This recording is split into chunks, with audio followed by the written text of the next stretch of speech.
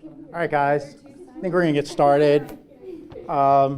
Thank you for coming out today. Our presenter today is Dr. James Rains.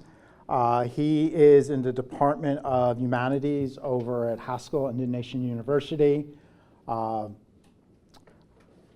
He got his Ph.D. in English Lit from the University of Michigan in Ann Arbor. He did his dissertation on Native American literature, focusing on the Salish writer, Darcy McNickle, who he's going to focus on a bit today. Before coming to Haskell, he was in the Native American Studies Department up at Montana State University in Billings, and the Department of English and Native Studies at Rocky Mountain College, also in Billings, Montana. And if I understand correctly, that's still technically your home? Yes, it is. Okay. As a side note, he's also the Dean of, Arts and Humanities at Haskell as well right now. Right. So, and what else? Well, stay tuned on that one. Okay. Yeah. Those of you know Haskell know you kind of have to wear multiple hats over there. So that's what he's doing. And he was also just telling me that his daughter got into a doctoral program in, what is it, anthropology? Or Native Studies? Native American Studies is one of only two in the nation. At UC Davis. UC Davis, yeah. So, proud dad right now, too. So, I don't know. I think I'll just turn it over to him. He's got a lot to say, so you're up. Great, okay. I guess I'll be cueing Sean for my slide changes here. Okay, is there an ideal position for me to, is this okay, where I'm at right now? You want me closer there? Okay, so I can look over my shoulder. This will work. This will be fine. Okay.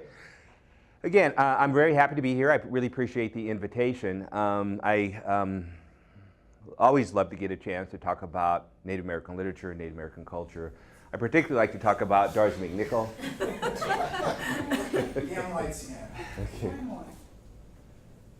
I love to talk about Darcy McNickle. He was the subject of my dissertation. And during one of the summers when I was at Michigan writing on McNickle, I was at the Newberry Library, Darcy McNickle Fellow, which was a great opportunity to go through his journals and diaries and so forth. So I'll talk a bit about him and give you a history about him. And I choose him really, even though the larger topic here might be Native American literature, because there's so much about his life that really establishes him as a prototype for contemporary Native American authors. And so I'll really get into that. I was halfway tempted to pull up my other PowerPoint on my flash drive. A few months ago, I gave a lecture at Ottawa University. I was invited to speak at their baseball and literature conference, one of my other passions, but on Jim Thorpe and his baseball career. And as I researched that and spoke about it and then got to talk about baseball, it was a wonderful experience. But I'm going to resist that temptation and talk about McNickle today. So let's advance. Okay, this is even though my field is literature, and I'm particularly an Americanist, early 20th century particularly, I guess my subspecialty would be Native American literature. But in Montana, I had the opportunity to teach in Native American Studies programs and even develop Native American Studies programs. And interestingly enough, for 8 years in the Montana University system, I taught cultural anthropology, which was perhaps the funnest course I've ever taught. And so there will be a certain amount of that perspective, I think, in this presentation as well. But here's the speech I give to students, typically on the first day of class, and I really present this information just about wherever I go. The importance of Native American Studies is this. It's important for non-Indian students to understand the historical aspect of the Native American experience because history itself is really very subjective, and it's really about narratives, and it has a lot to do with who does the writing, of course. And really a lot of incredible Native American history has not been included in conventional histories, and that was an issue with Darcy McNickle back in the early 20s when he's writing about these kinds of things. But I think it's an issue that to a large extent persists to this day. It's very empowering for Native American students to learn about their culture. Even though our student body at Haskell is 100% Native American, there's so much diversity within that population, you really can't imagine it. There's some who have grown up in very traditional communities and families. There's others who this is the first time they're hearing anything about Native Americans, right? But they are tribally enrolled in federally recognized tribes, and that's the basic requirement for them to be able to go there. So it's very empowering for Native American students to learn some of this history. And often cases too, those students who are well-versed are not well-versed with the larger Native American experience beyond their own tribes. So I think it's an opportunity as we talk about Native Americans to enhance cultural awareness and create dialogue between Native Americans and others. I'll talk a little bit more about my experience when I'm working at Haskell and some of the issues that I've come across. There is a kind of, at times, a parochial nature, I think, to what we do. And there is as much as we talk about the dominant culture being ethnocentric, that happens sometimes as well. And so sometimes there's criticism at Haskell of disciplines like anthropology and biology and those kinds of things because they see them as competitive spheres of knowledge. And I'm kind of here to say we can talk about all of that.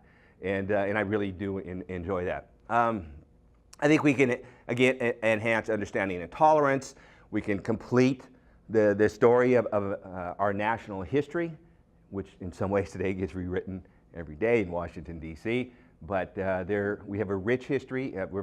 It needs to become more inclusive. We need to include more perspectives, and I think we can do that in our classrooms. I think there's great value and even a kind of urgency today, perhaps.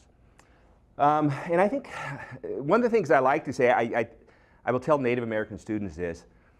Native American cultures, long before Europeans arrived, were really doing incredible things. They built civilizations that lasted for centuries, right? And if you look at some of the early maps of commerce in North America, they were going everywhere. They didn't, confine themselves to certain areas. They were going everywhere and trading with each other. You find in the burial mounds in the Mississippi and Ohio River valleys, obsidian and seashells and all silver and all kinds of things. And so there are a lot of myths about pre-Columbian America that I think the study of Native American cultures can disabuse you of. Okay? Okay, I'm going to start with, my presentation is really kind of this. It's not a marvel of Blackboard or PowerPoint wizardry, but I've got some images that I think are very compelling, and I pulled pieces of text that I want to share with you from really a variety of sources to give you some sense of what McNickle was trying to do, which in many ways was really, I would argue, I guess as we all do in terms of the subjects we study, kind of ahead of his time, and I want to talk about why. This is where I'm going to be in a couple weeks. This is the Flathead Valley in Montana. I'm going up there for a TCU Administrators Conference. These are the Mission Mountains. Nowhere in the world, this is a line from early in the novel The Surrounded, which was Darcy McNickle's first novel. It was published in 1936. Nowhere in the world, he imagined, was there a sky of such depth and freshness. He wanted never to forget it, wherever he might be in times to come. Yes, wherever he might be. Has anybody read The Surrounded or come across it? Okay, some of you have. It's a really interesting novel, and it really presents the perspective of a young Native American man who returns to his reservation after having been away. And there is for Native American people this sense of place that they're really just bound to. Home is always home. And so many of the plots in Native American novels and fiction are about coming home. And one of the individuals I studied with at the University of Montana, which is where I did my master's degree, was a gentleman by the name of Bill Beavis, who wrote about the homing plot in Native American literature. For so much of conventional American literature, or even canonical American literature, like Mark Twain and so forth, they're always leaving home. They're always setting out for the frontier or someplace. The answers, the identity is always somewhere out there. For Native Americans, it's always home. It's always a coming back, a return. So you'll see that plot really quite a bit. And the Flathead Valley was that for McNickle. The novel itself is very autobiographical, and so this is where he would often return to. Okay? McNickle was up to something else as well. One of the reasons I like to talk about Native American literature, I'm very fond of my home in Montana. There's really no place else I'd rather be. But there's a lot of mythology about the American West that still persists today. And if you're familiar with some of that mythology, and particularly in popular culture and films and novels and so forth, a lot of that persists to this day. But McNickle was writing at a time when others like A.B. Guthrie and other writers like that were trying to dispel some of that mythology and paint a more accurate picture of the West. So I found in one of his letters this particular statement. He says, "I'm writing of the West, not of Indians primarily, and certainly not of the Romantic West, which best-selling authors have exploited to the understanding of the meaning of the West, the frontier in American life. He kind of wanted to set the record straight as he talked about the American West and kind of demythologize it, which again later became a pretty significant movement. By the time you get into 80s and 90s, and historians like Patricia Limerick at the University of Colorado, Richard White, any number of historians and writers like that were really trying to do the same thing, so he was kind of ahead of that curve. Okay? Okay, why McNickle and in what ways? He's talking about him, significant for other Native American literature. There we go. And see, so these are some of the kinds of themes. And these are the kinds of themes I think you find in other Native authored fiction, particularly.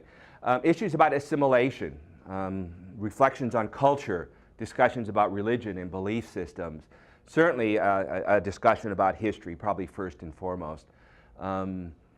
Issues about language, issues about genre. And genre is really interesting. That's a lecture really by itself, how binding genre is. And McNickle, I think, to a certain degree was aware of that and really tried to work against that. How important place is, say, the American West, and for Native Americans as well. There's a lot of investment, I think, in place. Issues of identity, who are we? There is something interesting that's happened, and maybe John could even speak to this with a lot of Native Americans. I see this a lot at Haskell. Native American authenticity now dates to the reservation experience. So the more, if you're from a reservation, you're more authentically Indian than somebody else. Well, when did that happen, right? Because before Native Americans were placed on reservations, there was an experience they had that was nothing like reservation life. So it's a kind of an interesting thing. So issues of identity as well. And sometimes those identities are confining. Sometimes they're not particularly liberating. Cosmology, you know, what do Native Americans think about the world? How important is community? How does that work for you and against you? One of the reasons Native Americans authors have characters returning to communities is because they're very hard to escape. And we see that even with some of our own students. Every once in a while, we'll get a tragic story about a former student of ours or a graduate who goes home and bad things happen, you know. And so we often talk about our goal for our students is to graduate and go back and serve their communities. Well, sometimes it's problematic. Sometimes going back home becomes kind of a trap, and it's that way for some of these Native American characters, and for McNickle's characters as well. Issues of tragedy, the American Indian experience, giving voice to the Native American experience. Discussions about the American novel. Native Americans traditionally do not write novels. That is firstly a European art form, then it's adopted by Americans. And it's really not until the 1970s and what was called the Native American Renaissance with Scott Momaday's Housemaid of Dawn, which wins a Pulitzer Prize in 1969. Do we really even see Native authored texts in American culture? It took a long time. Compare that to, say, the Harlem Renaissance, when it's much earlier in that century. You're hearing the African American experience, right? So that's an interesting question. And then when you think about Native American authors today, often they're like Scott Momaday, who possesses a doctorate from Stanford, right? So before Native Americans start writing, they kind of have to become scholars first in a way, in terms of recovering some of their own history and so forth. They have to be researchers, really, in a lot of ways. And then finally, just McNickle is the prototype. He really is, as I mentioned earlier, kind of the prototype for contemporary Native American writers.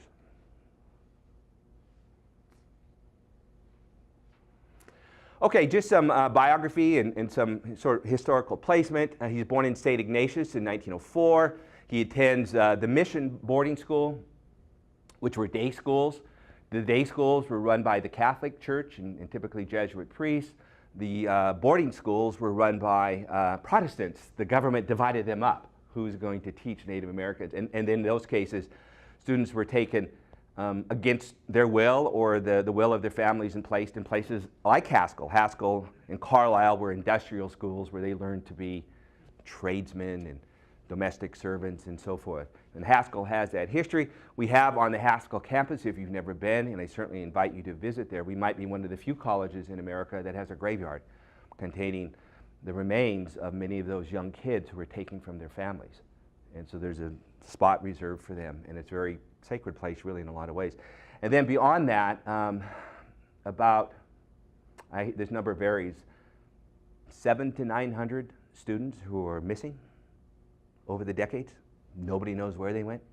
We're surrounded by a wetlands, So one of the theories is, as they tried to escape, they didn't make it past that. So that's why that becomes a very kind of sacred place for Haskell and for Native people really as well. It's a very sad story. So, and we'll see some of that, I guess, as I continue to talk. He went to boarding school in Chemawa, Oregon. He attended the University of Montana in 1921 and from 1925 because he had graduated from the Missoula public schools, which is interesting and very unusual for a Native American student at that time.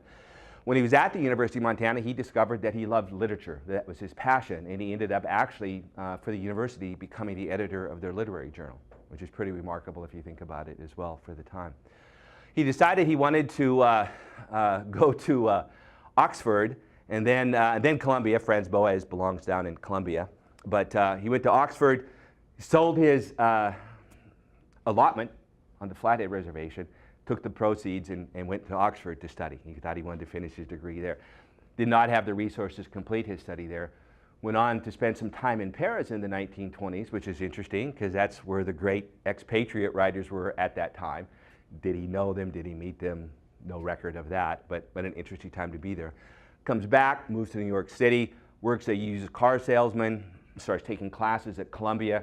Franz Boas is there. That's where there's the beginning of what the American School of Anthropology, cultural materialism, and those kinds of things, which he got. And he really kind of, as he wrote, tried to assimilate in some ways that kind of U.S. American intellectualism and then blend that with his own traditional experience. And so you get this real kind of hybridity, is the term we would use in post-colonial studies, of a Native American writer who's tried to make sense of his Native American experience, and he's using the tools of the dominant culture to do so. So it's pretty interesting. And I think also for that reason there are some places where perhaps he's less popular. He's not taught a lot. A lot of Native Americans do not know Darcy McNickle, but my argument is that they really ought to. So he publishes the Surrounded in 1936, and sold enough copies to earn royalties in an amount of about $7. And so it was not something he was going to do to make a living. So he petitioned John Collier, because John Collier was the commissioner at the time of the BIA, and so he was, and he had been handpicked by Franklin Roosevelt. And so McNickle desperately wanted to work for him because he thought he really had something to contribute. And he got that job and continued to work there for the next, 16 years, 17 years. He wrote a novel, Runner in the Sun, in 1954. It's kind of a, we would call it today, young adult fiction. He ends up, now along the way, he never did complete his college degree, but yet based on his knowledge of culture and history, he ends up being appointed a professor at a new university in 1966, the University of Saskatchewan, which is pretty remarkable if you think about it. He helps found at the Newberry Library in 1972, their Native American center, history center. He dies in 1977. He wrote a really interesting novel that he'd begun earlier in his career, but it took him decades to finish, and it's called Wind from an Enemy Sky. It's a novel I really like a lot, and I really enjoy teaching it, because it reflects his lifetime of learning and his lifetime of working with the federal government. And he draws some interesting conclusions about what the future of Native American people will be. Then in 1983, the McNickle Center is established at the Newberry Library. I think it's called the Darcy McNickle Center for American Indian History. Okay, next slide. Okay, rise to authorship. This is interesting. I'm just going to kind of contextualize this. This is what's happening at the time when he's writing the Harlem Renaissance, the Indian Citizenship Act in 1924. Hemingway's publishing The Sun Also Rises. Mourning Dove's Kajueya in 1927. Anybody read that? Okay, interesting novel. It's one of those as told to kind of novels, and many of those early writings attributed to Native Americans were actually, in many cases, authored by non-Indians. But a lot of that writing at that time is, those stories begin back when I was a savage, right? Many of them had converted to Christianity by that time.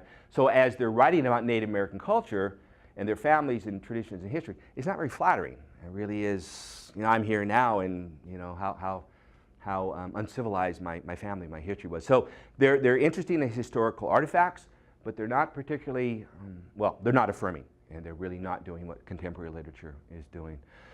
In 1929, the Merriam Report came out in 1928. It was a study that was commissioned by the United States Congress to try to assess the living conditions on reservations at that time, and they were horrible. Is anybody familiar with the Merriam Report? Have you read that? Pretty interesting. 7 times the national average in terms of tuberculosis, higher infant mortality rates, higher, and just everything you can think of in terms of that you would associate typically not with essentially Native American cultures, but poverty, right? And so, it was really an important moment.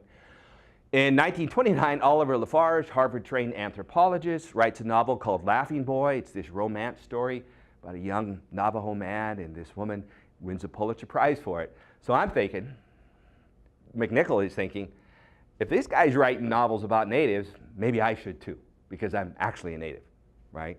And so I think there are others, you see examples of that in African American fiction as well.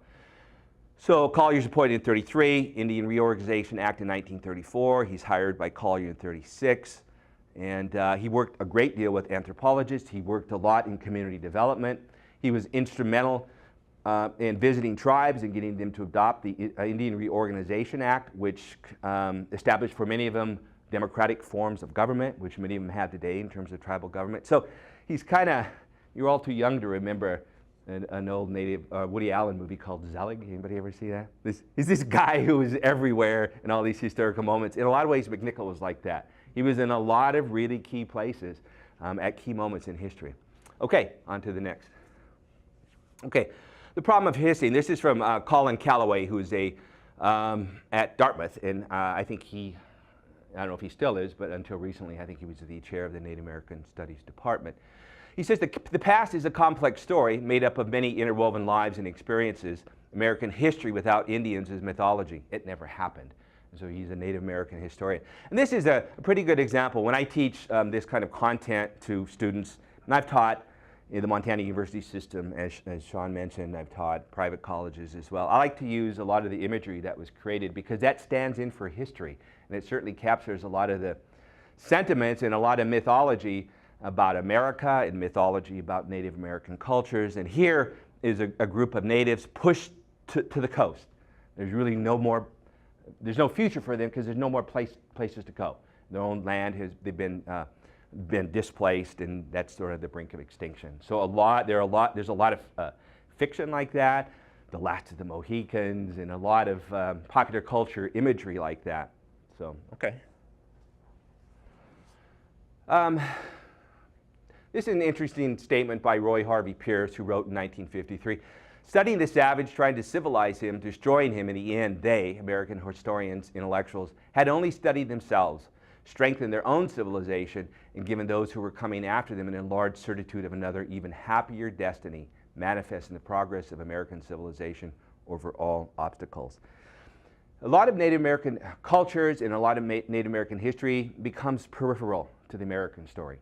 And so as it gets excluded, and as the dominant culture, even scholars and writers, took up the subject of Native Americans, it was really only as kind of background to demonstrate the greatness of this country. It became like the Wild West, something that they overcame, right? And I'm coming from Montana, you can't help but be either an expert or a great fan of Lewis and Clark in the Journey of the Corps of Discovery, 1904 to 1906, because they are heroic. And Stephen Ambrose wrote The Undaunted Courage, right? It's a wonderful read. And while the Americans were out there sort of doing reconnaissance and mapping this land and discovering new species, they encountered over 50 different Indian tribes who really already lived there, right? And where I live in Montana, there are rivers named Madison and Jefferson and Judith and all these places that they renamed. Those places already had names, right? And they weren't in a wilderness to the Native Americans, they were in their home. So it's this interesting kind of juxtaposition of two different realities, you know, sort of coexisting in the same space. Because Lewis and Clark were heroic, but at the same time, they were doing the business of a government that was about to send a bunch of settlers out west and displace those people. And what ensued was really a disaster for Native American people. Okay, next slide. Calloway again. Each generation reviews and rewrites history in the light of its own experiences and understandings, aspirations and anxieties. Different societies, different groups within society, and even individuals will often disagree about the meaning of events, the ways in which events happen, and even sometimes whether they happened at all. There is no single history that tells the whole story. There could be many different histories telling many different stories and many different ways of remembering, recording, and recounting the past. To study Native American cultures, to read Native American writers, it creates an opportunity to revisit history, the way history is written, the perspectives that it embodies, and the way in which it underserves certain populations if they don't conform to the conventional narrative. Okay, next slide. This is one of my favorite slides. This is a famous painting by Edgar Paxson. It's called Custer's Last Stand. At one point, it was in every saloon room across America. It was created much after the fact in that June day in 1876. I live about 50 miles from this, from the battlefield. Anybody ever been? Okay. Very interesting place. So this has been the depiction through history. There's Custer. He's fighting at the very last there, wearing buckskins, and his men are fighting valiantly, and they're being overwhelmed by Native Americans. What has happened since that moment is there's been a lot of forensic studies conducted on the battlefield, and a lot of the Native American accounts have now finally emerged. The battle was nothing like that. Right?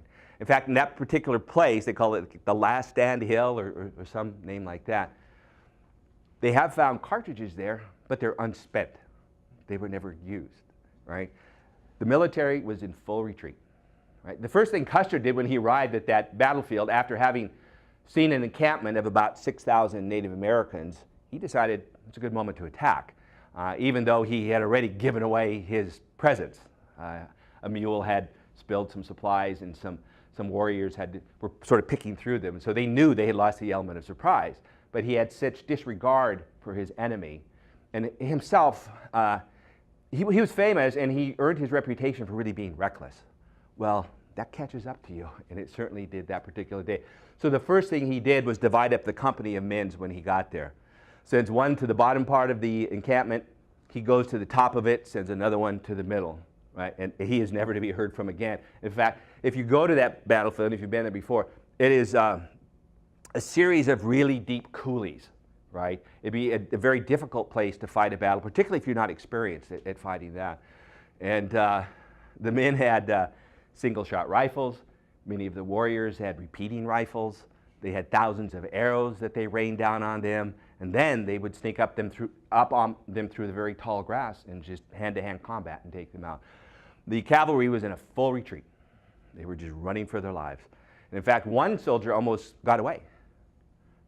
After everybody had died, he's galloping away on his horse, but he thinks the warriors are catching up to him, so he pulls out his revolver and shoots himself in the head. Right?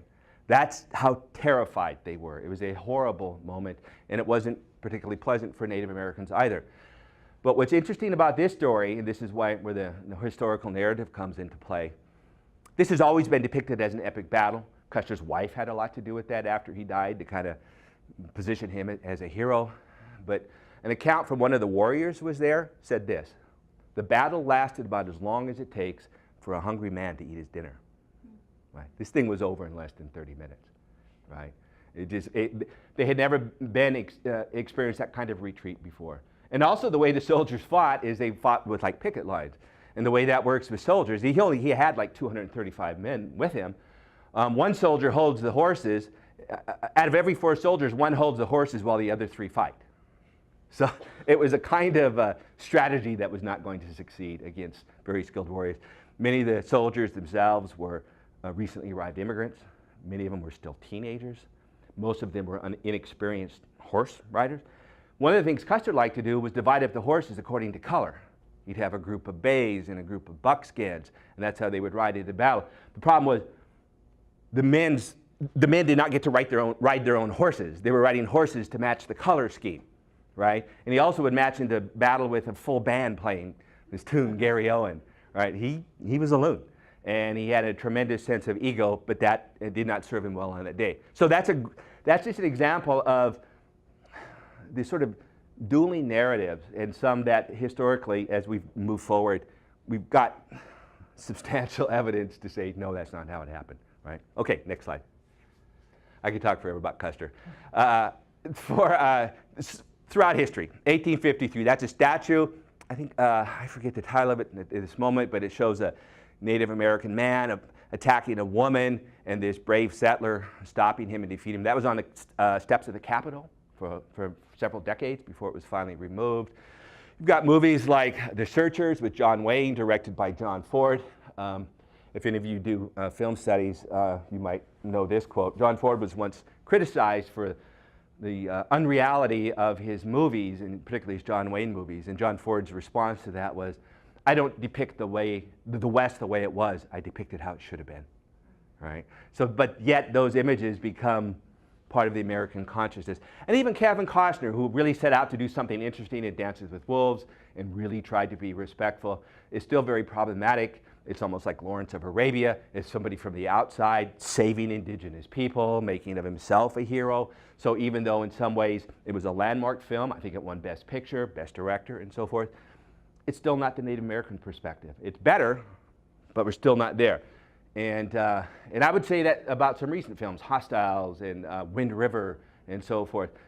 Native Americans will not have arrived as filmmakers until they begin to make themselves the heroes of their own stories, right? But for the most part, Hollywood has been fascinated by them for decades. In fact, the American film industry came out of Native American or cowboy Indian films, right? So many early stars. Okay, next slide. These are just some images I like to pull. You can find them anywhere. Just do a Google search. Pocahontas, the hottest animated character ever, right? An Avatar, which is really about Native American. Everybody's like all heartbroken about Avatar, the people not really realizing that is the story of indigenous people, right? They're about to be overrun and they're fighting for their survival. Kevin Costner, again, I don't even know what that is. Johnny Depp, who when he was asked about his role in that film, I think it was Tonto and Lone Ranger, he said, I think somewhere I'm Native American. And so these really unusual Johnny Depp kind of statements about his Indian ancestry, which really appears to be non-existent. Billy Jack, which is a cool film. Anybody ever seen Billy Jack? I was back in high school and Billy Jack was popular. Again, non-Indian, but he was a Native American who could do karate. He was a Vietnam War veteran, so he'd go around beating up racists. And so it was a kind of an interesting, if you've never seen it, I think it's a great historical artifact. Daniel Day-Lewis, Last of the Mohicans. I can't criticize Daniel Day-Lewis, though. He's my favorite actor. Okay, next. Oh, these are really weird. This is a Ralph Lauren fashion show. This image was captured from here. This image over here, I suspect if you went to Jackson Hole, Wyoming today, in one of the art galleries, you'd find a dozen paintings that look just like that, right? Eroticizing Native American women, putting it in your den, in your log home, right? This has actually been in some of them. A lot of times they're nudes. They're laying on bare rugs and bearskin rugs and so forth. So what are we talking about here? Appropriation of culture. No, nothing even close to authenticity. Nothing really reflecting the Native American experience, but images that Americans have grown so used to. You know, I don't get a lot involved in the mascot argument, but I think there are issues there, and I certainly, if anybody feels offended by those, and I think they should, that's certainly still worth talking about. But I think it's also one thing that professional team owners aren't going to budge on, so they're kind of at an impasse, so that's an interesting thing. All right, please, let's move on from that. Okay. In 1933, the Lakota writer Luther Standing Bear wrote this: "The white man does not understand the Indian for the reason that he does not understand America. He is too far removed from its formative process. The roots of the tree of his life have not yet grasped the rock and soil." People who aren't from a particular place don't really get that place. And Native American cultures evolved out of this place. Everything about them is about where they came from geographically. You know, the climate, the wildlife, and I'll talk about that really just in a second in terms of anthropology. They're so tied to place. Their very language comes from place. If you take them and put them somewhere else, it's a different world to them. Anybody ever read or taught The Forest People, Colin Turnbull? You know that? Yeah. There's this great scene in that book where Turnbull, who's an anthropologist, takes these pygmies of the Congo, takes one of them to a mountain outside of the forest, and they look across the way at a herd of, I think it's elephants. And this man wants to know, what are those insects? What are those insects? He couldn't comprehend that they were elephants because never before he had ever seen elephants from that perspective. He had only seen things in the jungle, right? So it's a great example of how significant place is to a people and how their very language is tied to that place. And remove them from that place, they're in a new universe, right? I'll talk more about language in a second. Okay, let's move on. Okay, here's a wonderful speech by Chief Joseph. I'd like to believe he wrote it. I know he delivered it. It's gone down in history as one of the great speeches. Students love this speech. This was when he was testifying before Congress. He said, if the white man wants to live in peace with the Indians, he can live in peace. There need be no trouble. Treat all men alike. Give them the same laws. Give them all an even chance to live and grow. All men were made by the same great spirit. Chief, they are all brothers. The earth is the mother of all people, and all people should have equal rights upon it. You might as well expect all rivers to run backward as that any man who was born a free man should be contented, penned up, and denied liberty to go where he pleases. If you tie a horse to a stake, do you expect he will grow fat? If you pen an Indian up on a small spot of earth and compel him to stay there, he will not be contented, nor will he grow and prosper. I have asked some of the great white chiefs where they get their authority to say to the Indian that he should stay in one place while he sees white men going where they please. They cannot tell me. Let me be a free man, free to travel, free to stop, free to work, free to trade where I choose, free to choose my own teachers, free to follow the religion of my fathers, free to talk, think, and act for myself, and I will obey every law or submit to the penalty. One of the great myths of American history is that Native American people were not intelligent. They were extremely intelligent. And as they developed proficiency with the English language, one of the very first things they did as they began to understand the dominant culture, what you're doing to us is a contradiction of everything you say about yourselves. Right? You talk about freedom. This is what freedom would look like for us. Right? And so I think it's extraordinary in those moments really when they do that, and I think a lot of Native American writers are trying to do that as well. They're adopting a language that is not their own. They are adopting an art form, the novel, which is not their own. But through that, they're asking it to do the work of communicating and narrating their experience as American Indians. So it's really an extraordinary thing when you see populations do that. Okay, next slide. Okay, here's Wind from an Enemy Sky. This is one of the things I think McNickle does so well.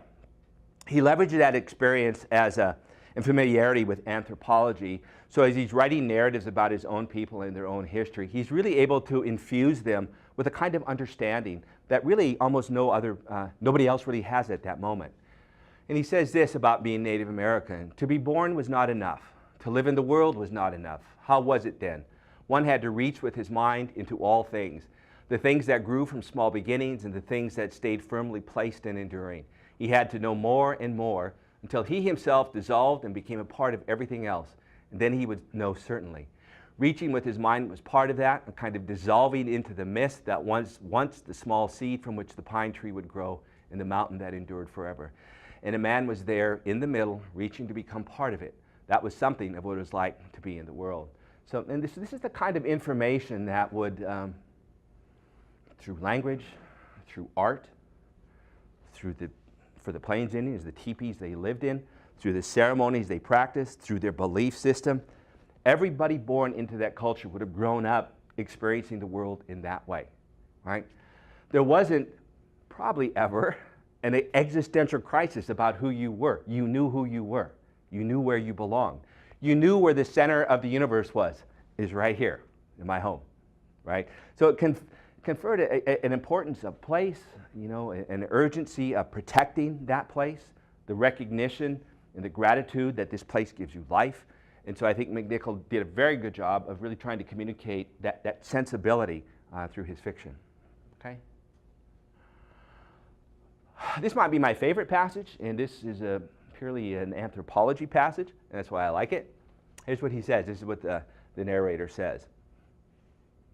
In making judgments on a man, we have to forget the language he speaks, the beliefs he lives by. Here in a teepee world, the parts fitted together. The people had grace and understanding. Their acts were competent. The teepee was snug. A small fire gave the needed heat, and the wood smoke rose, untroubled to escape through the opening among the crossed poles. Here was all that was needed of a house.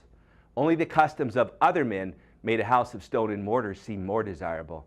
The problem is communication. The answer, obviously, is that we do not speak to each other, and language is only part of it. Perhaps it is intention or purpose, the map of the mind we follow. Right? What's he saying there? Anybody? Ideas? How do you read that? Sean, how do you read that? How would you talk about that with students? How would I tell? Oh, geez. Language is only part of it. You're putting me into superior warfare, linguistic relativism. At least, if you're not familiar with linguistic relativism, do we all know what that is? Yes? Okay, good. This idea of whether language is matched, whether they share a basis is part of it. So you have the whole idea of languages not being intelligible amongst one another, but also the intent there. Meaning that speaking certain words is only part of it. The ideas of those words, the meanings of those words, the ideas that are conveyed with those words are part of it as well. And particularly amongst natives and non-natives, just because you speak the same languages, I learn Navajo and Navajo learns English, whatever, the ideas, the philosophies, the theologies that go with those languages, they're missing. They're not connecting. Very, very nicely stated. That's wonderful. That's exactly what's happening. There's a term in anthropology called naive realism, right? It's the belief that all languages are the same. They just use different words for the same things. And linguists would tell us that's not the case. That the world they present, that language constructs, is completely different than that of another language. It's incredible, you know. And important, and McNickle got that, and I'm going to talk about what you said in my future slides. Next slide. This is something, again, I'd found going through his papers at the Newberry. This is what he wrote. Reality is not an absolute state of things, as they are. The observer sees what his culture has taught him to see, and language itself compels the particular abstract he makes of reality, right? It's that relativism, right? There isn't one thing or one understanding of the world that applies to everybody, right? The worlds in which different societies live are distinct worlds, not merely the same world with different labels, right? This is a Native American writing in the early 1920s as he's learning cultural anthropology, and he's learning about history, and he's learning more about his own tribe. In fact, when he was at Columbia, he found in the basement of one of the libraries some Salish stories that he had never heard before, and then he included them in his novel, The Surrounded. That's where I talked about Native American writers, in a certain sense, having to be scholars about their own cultures and their own histories, because it isn't as well preserved as we like it to be. Because when you displace a people, when you oppress them, when you force your language upon them and your practices and religions and so forth, things get lost, right? So in many ways, Native American writers are about recovery. How do you recover culture, right? James Welch, a Montana writer. Anybody read James Welch? He's from the northeastern part of Montana. He does that, and I'll mention the book Fool's Crow, I think, at the end. This is an extraordinary book if you ever get a chance to read it, James Welch's Fool's Crow. Because what he does is he takes you as a reader and places you in that world. Doesn't give you any explanations, doesn't preface it with anything. All of a sudden, you get to see what it's like to be Blackfeet in 1860. He uses untranslated words. He talks about nature, assigns to it names that are translations of traditional Blackfeet names. So it's a really interesting experience to work your way through that novel. Okay, next. This is what I use all the time. This would be familiar to anybody who teaches perhaps sociology or anthropology. Patterns of culture, right? Infrastructure, structure, superstructure. Infrastructure, the world we live in, where you live, the Pacific Northwest, the Southwest, the Midwest. That's the infrastructure. Everything you're going to use to build your culture is going to come out of that place. Structure are all those institutions like government and when we think of our own societies, police forces, all of that to reflect and support that infrastructure. And then finally at the top is superstructure, right? And that is that kind of cultural expression building into one's belief system. That's where religion resides. You know, we think that we're so fond of our ideas that we think that our ideas determine who we are and what we'll do, but it really isn't. It's really our resources that determine that. But that gets reflected in the art that we create, the stories we tell, the songs that we sing, and I think as you study Native American literature, it's good to sort of keep this model in mind. Okay, next slide. These are the culture areas. I like to talk about them because it's a great graphic representation of how distinct each of these tribes are. And if you've traveled much of our land, you know that I'm telling you, the Midwest is so different from the West. I can't even believe we reside on the same continent. It's so hot here, so humid here. It's hot out west, but it's dry. You put on a t-shirt and sandals and you're good. Here, I don't know how to stay cool. Right? And then in the wintertime, it gets below zero where I live out in Montana. It's colder here than it is out there. You just put on another sweater, you're good to go. This chill here goes right through you. Right? It's just a very different kind of experience. I don't even see any like bluffs or rises until I start to get into Colorado when I drive home. And then I see the front range of the Rockies and I breathe easy again. It's just, that's the impact that geography has on you, right? But very different. So all these areas are really very different well. The Arctic, the subarctic, the Pacific Northwest, the Southeast, the Southwest, the Great Plains, all the Great Basin. I always say the Great Basin, and this is no disrespect to those tribes, they were like the last arrivals in North America because they got a very arid place that is not rich in natural resources. We talk about the Salish. If you're a Native American and you want a great place to live, that's where you want to live. Forests, water, all kinds of natural resources. And that's probably why in the 1950s, when the Eisenhower administration tried to break up the tribes and get them off the government dole, that was one of the first tribes that was identified as having the wherewithal to live independently. They chose not to do so because the price was really too high to pay for that. But anyway, a lot of natural resources. Some of those areas have really very little. There are places in Montana from the tribes, Rocky Boy, Fort Belknap, Fort Peck, there's nothing up there, right? And as remote as we are as a state, and as much as we struggle to build an economy, those places are so remote. There's just very little, other than extracting what resources they have, and some of them have none in terms of mineral resources. On the, I guess it's Fort Belknap Reservation. If you, there's a little 2-lane road that'll take you up there, and it's would be, I guess, east of Great Falls and east of Havre, little Montana towns. Resides one of the richest gold mines in the history of North America on tribal land. It's now abandoned. Pollution that goes with it because it's very toxic to mine for gold. The tribe never received 1 penny from that. It's a terrible story, all right? Because what they would do is enter partnerships and they would share profit. Well, those of you who might come from business know there's really ways to show no profit, right? And to get rich from something in American business. So the culture areas are really important. Each one of those places gives rise to very different people, different traditions. You can make a study of their homes, igloos in the Arctic, right? Teepees on the plains. What do you got? Other kinds of grass type, mud, daub, and what am I trying to say there? Sod houses. Sod houses, just a variety of homes, really depending on what the natural resources there. Transportation on the plains is horses, and that doesn't even happen until the Spanish arrive. Prior to that, nobody's living on the plains. It's too vast, right? Horses, which had been brought over by Europeans, gave them access to the plains, allowed them to hunt buffalo much more efficiently. There were no plains people to speak of until the horse arrived.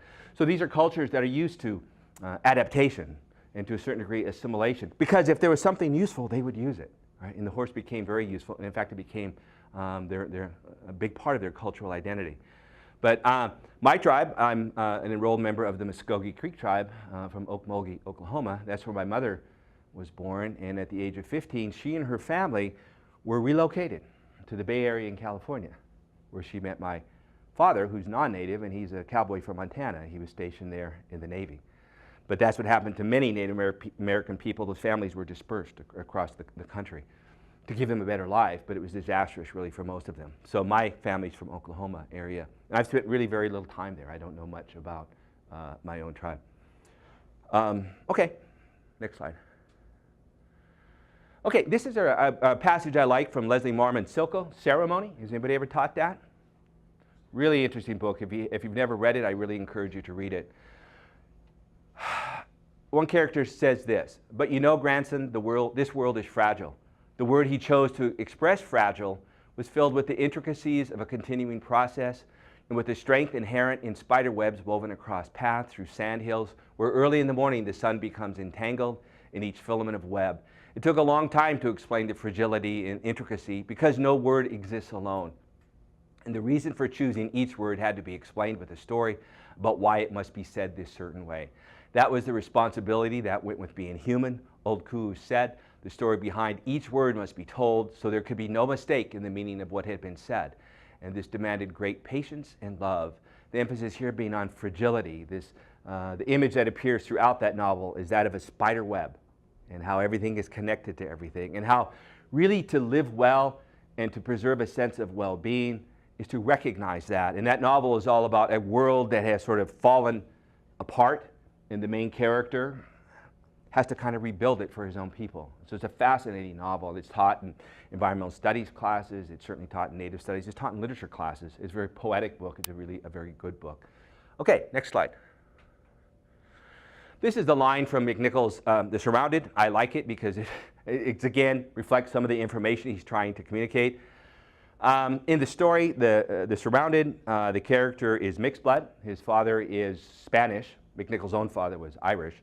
And so he was what we'd call mixed blood.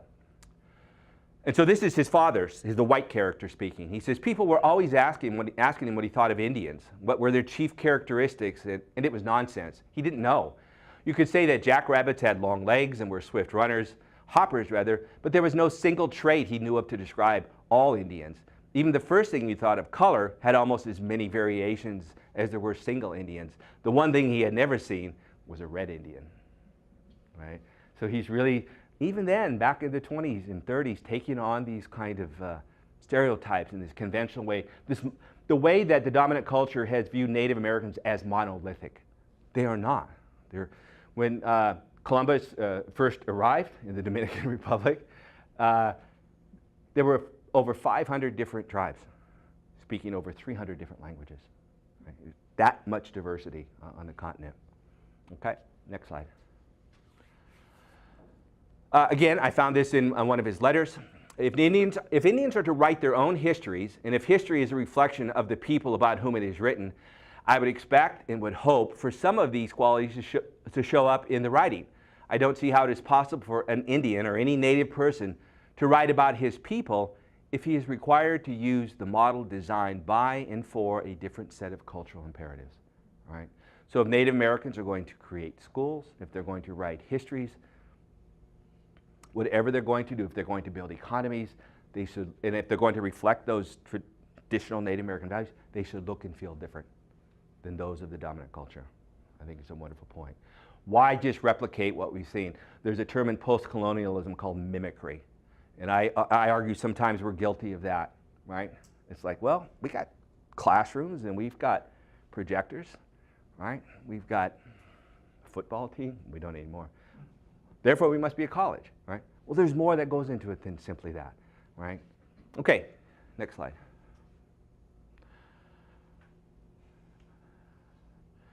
The character in The Surrounded goes through this transformation as the novel goes on. He comes back, he's very hostile towards his family, and he's very hostile to the elders in the community. But as he listens to their traditional stories, he gets drawn into them. And as he gets drawn into those stories about his people, he begins to identify with them again. And it makes for an interesting story, because if somebody goes home for the last time to say goodbye in a novel, they don't ever leave, right? It doesn't always turn out well. But this is what he says. I will tell you something about stories, he said. They aren't just entertainment. Don't be fooled. They are all we have, you see. All we have to fight off illness and death. You don't have anything if you don't have the stories. Okay, next slide. Really cool line. This is probably my favorite passage from Ceremony. He had believed that on certain nights when the moon rose full and wide as a corner of the sky, a person standing on the high sandstone cliff of that mesa could reach the moon. Distances and days existed in themselves then. They all had a story. They were not barriers. If a person wanted to get to the moon, there was a way. It all depended on whether you knew the directions, exactly which way to go and what to do to get there. It depended on whether you knew the story of how others before you had gone. He had believed in the stories for a long time until the teachers at Indian school taught him not to believe in that kind of nonsense. This is interesting, I think, because this is the anniversary of Apollo 11, the moon landing, where we actually stepped foot on the moon. What I want to suggest is that for the Laguna Pueblo people, that's the tradition she's writing out of here, they were there before us in a way that made it real to them. Let's look at the next slide. One of my favorite philosophers. The limits of my language mean the limits of my world. So when somebody from those traditional cultures say they were on the moon, in their native tongue, when they say that, there's a way that makes that real in a way that we can't comprehend, right? So it's a very interesting contrast, and here we have a German philosopher who tells us that that's possible, right? It goes back to that idea of language, right? Language constitutes reality. Language creates reality, right? And these writers, beginning with McNickle, recognize that. Okay, next slide. Okay. We have had many myths about the West, but the principal one was a story about a simple rural people coming into a Western country, an ordinary people moving into extraordinary land, as Robert Athern has put it, and creating there a peaceful, productive life. In this great, good place, human nature was supposed to rise out of its old turpitude and depravity to a new dignity. Sturdy yeoman farmers would have here the chance to live rationally and quietly, free of all contaminating influences. If you ever look at some of the paintings back from that time, Albert Bierstadt, Thomas Moran, if you ever get a chance to go to the Buffalo Bill Museum in Cody, Wyoming, I strongly encourage you to do that. It's several museums. One of them is a Plains Indian Museum, another is, I think, a Whitney Western Art Gallery. But it's filled with paintings, in some cases as large or larger than this screen, about Yellowstone Park and other places in the West. And breaking through the clouds is like this beam of light, and there are deer drinking from fresh water. It's idyllic. It's heavenly. And so those paintings, in part, were created to lure people out west, because on most days the West is not like that. There's certainly places like that, but it is dry. It's not the best place to begin a farming venture. We have something called dryland farming in Montana, and that's where these big irrigation machines suck all the water out of the Yellowstone and Missouri rivers just to grow crops. So the looming fight out west is water rights, right? Particularly as our world gets hotter. But anyway, so there's this mythical idea about the West, and so when these settlers come west and they arrive, you know, they're interfering with the way of life for these people who live in the West, and certainly McNickle's family as well. All right, let's move on. William Cronin, another sort of new historian. In countless versions, both before and after, it acquired its classic Tunarian form. Frederick Jackson Turner, does anybody know that name?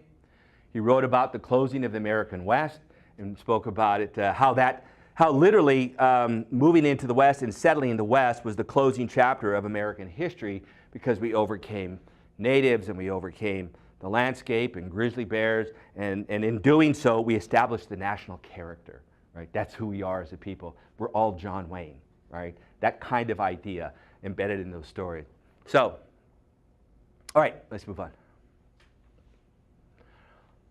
This is what I was telling you about the character, the softening that he has towards his own people as he listens to the traditional stories. For the first time, he'd really seen it happen. First the great numbers and the power, then the falling away, the battles and starvation in the snow, the new hopes, and the slow facing of disappointment, and then no hope at all, just as living in the past. He had heard the story many times, but he had not listened. It had tired him. And now he saw that it had happened, and it left him feeling weak. It destroyed his stiffness toward the old people. That's how important the stories are. That's what Native American cultures have to retain that sense of identity and to preserve that continuity of the past and to find bridges to the future. It really resides in the power of storytelling.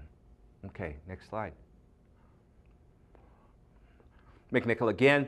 The American Indian history is a most welcome prospect. The American Indians have had to contend with many disabilities, in my judgment, as their lack of a written history setting forth their achievements, their insights, and their value orientations. No people should have to depend on another impossible hostile party to give its account to the world. They came out of an Indian past, not a white man's past, and the future is something they will make out of what they had to begin with. He's really, during his life and during the work he did for the BIA, he's really trying to establish among Native American people, well, he's actually talking to two audiences all the time. He's trying to tell Native American people to take where you are in this moment and to define a path going forward, determining who you will be. And at the same time, he's telling white people, let them be. Leave them alone. Let them decide what they're going to do, right?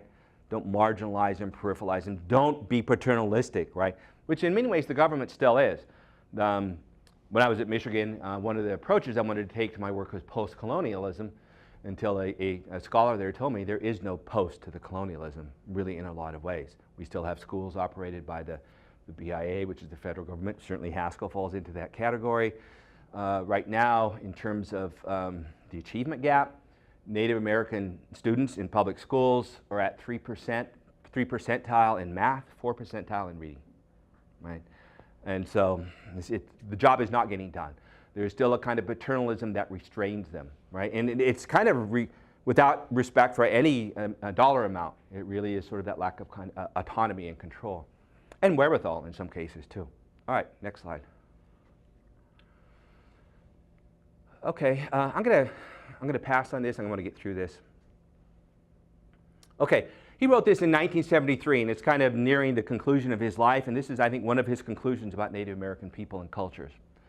The situation might be described as a survival of fragments, of incomplete entities, but there we would miss the mark. Any people at any time is a survival of fragments out of the past. The function of culture is always to reconstruct the fragments into an operational system.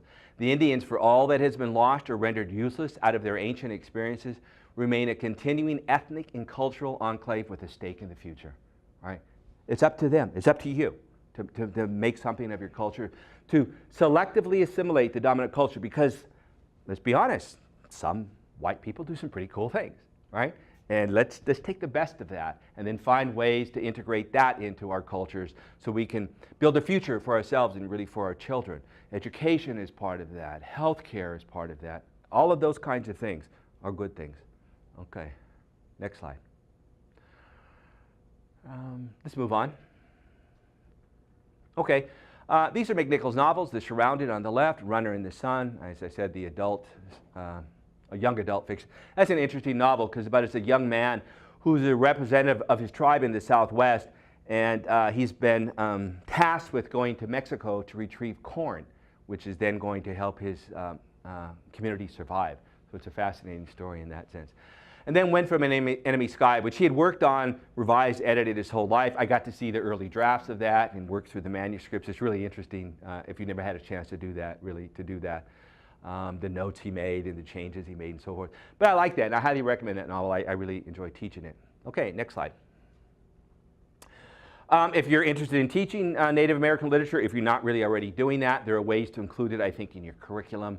I'd start with the early stuff like Luther Standing Bear, Zetkala Shah, Charles Eastman, and then those are early writers in this genre, and then jump ahead by decades into Scott Momaday, James Welch, Louise Erdrich. There are others. Everybody's telling me about Tommy Orange right now. Apparently he's an emerging Native American novelist, and others as well. Sherman Alexie's not on my list. Sherman Alexie was never on my list. I know Sherman Alexie. And he did a lot of really bad things. And he inhibited the careers of a lot of young women, particularly, who want to become Native American writers. So people have to make a decision. Are you going to teach his stuff, right? Because if you teach his stuff, his baggage kind of comes with it. You'll know what I'm talking about with Sherman Alexie. Got in some big trouble, right? Did some things he shouldn't have done. Using his position to try to exploit, particularly Native female writers, right? If you don't do this, I won't help you, and I'll make sure you never publish, right? That sort of thing. So that's all I'm going to say about him, but, and there are others as well. This is not an exhaustive list. Okay, let's see what the next slide holds. Okay, that's me. All right, any questions?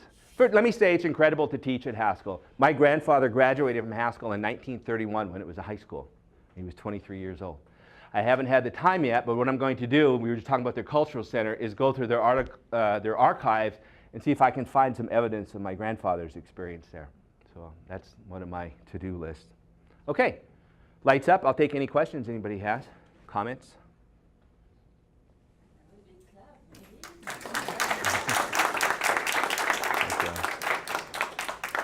I'm a little rusty. I haven't taught in a couple years, but I hope to teach again. Right now I'm in administration, so, and wearing about 5 other hats. But okay. Will this PowerPoint be made available? I will send that. I will send it to Sean. You have Absolutely. some really lovely quotes and resources in Great. there. Yeah, I'd be happy to. Yeah. No question. Yes. One of the books that you talked about are very suitable for college curriculum. I didn't see much evidence in my children's schooling and public schools of any particular Native American writers. Are you aware of that, or? Books about like the boarding school experience? Well, or just, I mean, really anything or any literature by. I've got a call. Given that there's so much increased diversity in terms of what people are Right. incorporating, Yeah. integrating into. Well, I guess I can't speak to that personally, but I've got some colleagues who might be able to, whose I think reading lists are much more expansive than my own. So if you maybe get a hold of Sean or send me an email, this is me, I will visit with them if there are other, like poetry. We're always bringing native poets to campus, for example, and maybe we can do a better job of communicating with you all when we're doing that, and you're certainly invited to any of our events like that. But I think we're doing more of that. But I can't answer that off the top of my head. Yeah. Okay. Yeah. I don't really have this question formulated. Maybe that's good for the question, because one thing you sort of stimulated me to think about was the relationship between oral stories, oral histories, and written histories, and then the linguistic relativism of okay, what happens when you take it and put it into writing? Right. So can you sort of comment on that? Well, I can tell you it's not without some controversy, because there are some who are critical of Leslie Mormon Silko for having done that, taken some of those traditional stories. In some ways, they see that as sort of diminishing the sacred, and they also see that as those stories not being intended for non-Pueblo people. So there's an issue there, and that it is debated. I would feel awful if we didn't have her novel. I mean, it gives us such tremendous insights. It's a really fascinating novel because at the beginning of the novel, the character, his name is Teo, he's in the jungle in World War II fighting against the Japanese. But he sees in the Japanese his uncle and his cousin and his brother, right? And as he's in the jungle and it's raining and his brother who's with him has been injured, he curses the rain. And then when he gets home, there's a drought, right? So then he spends the rest of the novel trying to restore the balance because of the imbalance he has created. So it begins this journey where he has to kind of restore things. And it's interesting as they get to the novel, and of course where that occurs in this part of the Southwest, they're doing uranium mining, right? Which is where they got the materials to make the atomic bomb. So you read this novel and it's like all of human experience like comes together, right? It's really, it feels like that, right? But the inclusion of those stories is really important. McNickle, as I mentioned, James Wells, as I mentioned, they come across a lot of those stories by doing research. They're researchers. These guys went to MFA programs, they have graduate degrees, they know how to find the information, which tells you something about the discontinuity of a lot of Native American traditions. But that's a wonderful question. Anybody else? Yeah. Just looking at his work and his association with anthropology, he was living through perhaps the most internally consistent, productive golden age of anthropology, right? From Boas all the way up until the 70s, right? And he passed at a time when anthropology started to fragment, right? And so in the 80s, you see all of the post-colonial, post-structural, post-modern, in archaeology, post-processual, all of these things that said, wait a minute, this holistic picture of culture with the superstructure, the structure, and the infrastructure, that is okay, but there's a lot more going on. And I'm kind of wondering, do you see, in a couple of the quotes that you put up here towards in the 70s, like the 1973 quote about we are emerging from a fragmented past going forward, is he kind of leaning in that direction? Because he also is writing about this big holistic homogeneity of Native American culture that now doesn't really ring true. I don't know, how do you, like, it's not fair to say, well, you're not aware of the work of the 90s because you died in the 70s, so, Right. you know. It'd be fair to say I'm not familiar with it. Because I'm an English professor, Yeah. but one of the things we do is appropriate everybody's discipline, right? I learned that in graduate school. But I think those are great questions, and I think in part to answer that question, particularly as you enter sort of the postmodern kind of intellectual age where all those categories get blown up or contested, right? Yeah, here's what I think. And I say this all the time about writers. I used to really not like historical fiction because I used to think, how could you know what it was like to live in the 19th century? How there would be no authenticity to your writing. And then it dawned on me, no matter what period you're writing about, you're always writing from the moment you're in, right? And I think one of the things I like to study about McNickle is how he reflects those disciplines at that time, right? Yeah, so he couldn't possibly know what happened, you know, after. But during his lifetime, it's this interesting kind of process of assimilation where as he's learning sort of the tools and the disciplines of the dominant culture, he's using them to try to understand his own traditional culture. But if you think about his life, it was disrupted really from the start, right?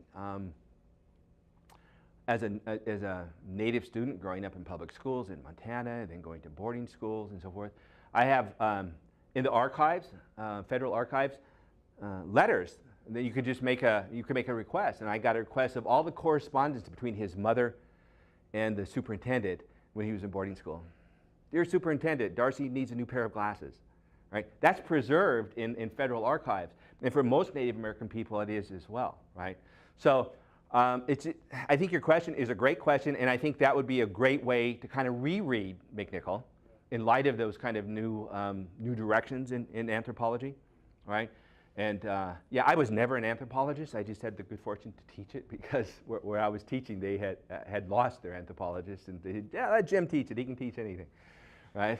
And it was one of my favorite classes I've ever taught, and it gives students a way to look at sort of the way societies function and the way the parts sort of interrelate, right? That things don't exist in isolation. Really, things are connected, and I think that's one of the things that drew him to anthropology as a discipline, right? And he worked on excavation sites, and he was always, you know, in New Mexico. He was very interesting. He was also, I hate to even mention this after telling all these good things about him, he was one of the players in establishing the internment camps for the Japanese during World War II as part of his work with the interior, right? So that's a weird thing, right? He was just there in kind of all those historical moments. So that's a great question. Are you an anthropologist? Yeah. Cool. Yeah, well, it is sometime. Okay. Yeah. What about his Irish side? Do you see that element coming out? Again, well, like for so many Native American people, identities are really complex. And he was actually, even though he's recognized as Salish, he's Métis. His family's from Canada, right? Which is this sort of hybrid, again, kind of culture between the French and I think the indigenous people. His mother and her kids, he being one of them, were adopted into the Salish tribe. So his father, I think, what little I think we know about him was he was, and if you read this, the relationship he has with his Spanish father in The Surrounded is very troubled. He's so disappointed in his native son that he's turning out like all the other Indians, right? And he wants him, because he's amassed a fortune as a in the agriculture business in Montana, and his son wants no part of that, right? So it's all these issues that come with assimilation. Even though he and his wife, the character's name is Arshield, have produced like a dozen children together, they all live with the mother in a separate home from the dad.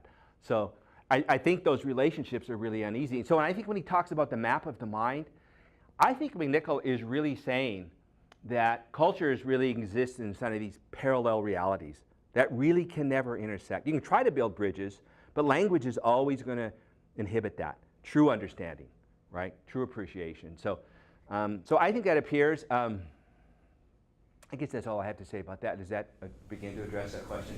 I was curious about theme of oppression, for example, that the two cultures could definitely share, and oppression on more than one level, because for the Irish you have the British, but also you have the Catholic Church, which in the Pueblo Indian culture you could see coming out as well. Yeah. Well, something that gets talked about a lot at Haskell is something called historical trauma. Have you all heard that expression? It's an interesting idea. Some of us sort of take issue with ways in which it is used. But it's also, I think, very complicated. I think for some people who use it, they're suggesting some kind of DNA kind of phenomenon, you know, which I don't know that you can make that argument outside of sort of those circles. And I don't really fully know what it means, because when you start to talk about oppression, it's not like throughout history, indigenous people are the only ones who have really ever been oppressed, or their ancestors and so forth. But I think it becomes a kind of badge, I think. But one of the things it has the potential to do is perpetuate a kind of identity that's based in victimhood. Does that make sense? So I think there's issues around that. And I think that needs to be fully discussed. And sometimes a lot of Native American folks are not willing to have those conversations, right? Like the whole controversy about Kennewick Man, right? When they found those remains and they wouldn't let anybody investigate them. They didn't want to be displaced as the first Americans, kind of thing, right? I guess I get that, but I want to know where they came from, right? I want to know what the forensic evidence tells us. They may not care. The Bering Land Bridge, is that a thing, or is that just something white people say, right? Those kinds of conversations. And there are places in Indian country where you can't have those conversations. So, okay. Is that it? That's all you got?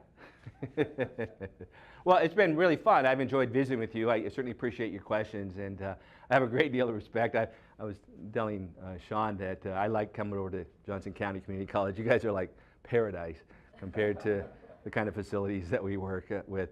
Our campus looks like a Social Security complex or IRS or something. So one of the things we are doing, and since I've become the Dean of the Humanities, is we're redoing some of our classrooms. We've taken out the desks and the podiums, and we're replacing them with more creating collaboration spaces.